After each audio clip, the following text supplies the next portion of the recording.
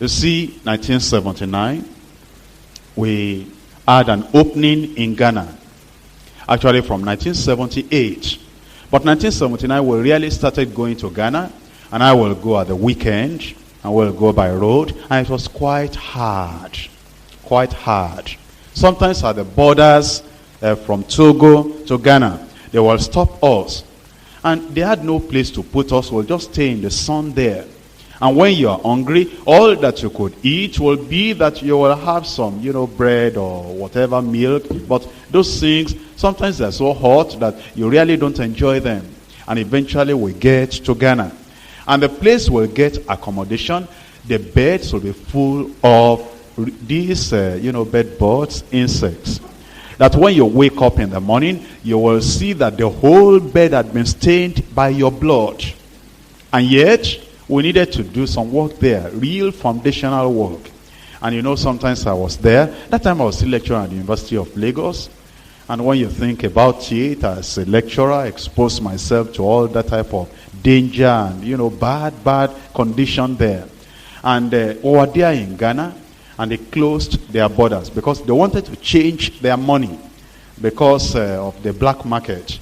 And when they closed their borders, and I didn't even take permission from the University of Lagos because I just went on a Friday so as to do something there and come back Sunday night. That Friday, they made the announcement over the radio all over Ghana that they were closing the borders.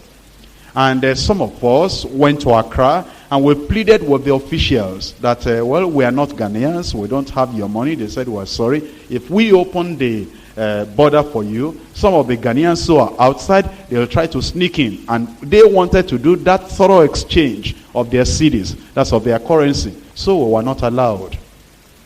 And I was in there. No money, no food, no good accommodation. And the place we got, the place was so bad. Even in my early childhood days, when I was in primary school, I don't remember sleeping in conditions like that.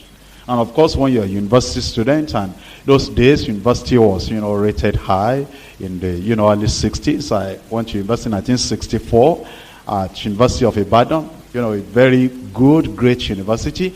And, to have been in such a place and be in that place in Ghana, it was hard. Very, very hard. No good food. And, there was no tract for us to use because I didn't go with a lot of tracts. What am I to do now? Immediately I sat down. And since I wrote the tracts in Nigeria here, I could sit down and write new tracts. And the people were lining up in Ghana, in all the banks, because they needed to exchange the old currency for the new currency. Immediately, I wrote tracts on salvation, on evangelism.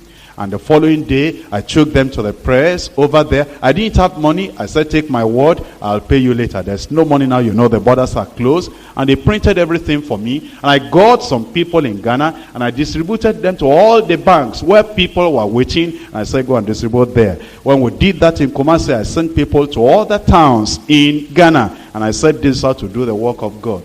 Hard days, but fruitful days. But now, Ghana has established a deeper life. In Accra alone, our church is more than 2,000 in membership.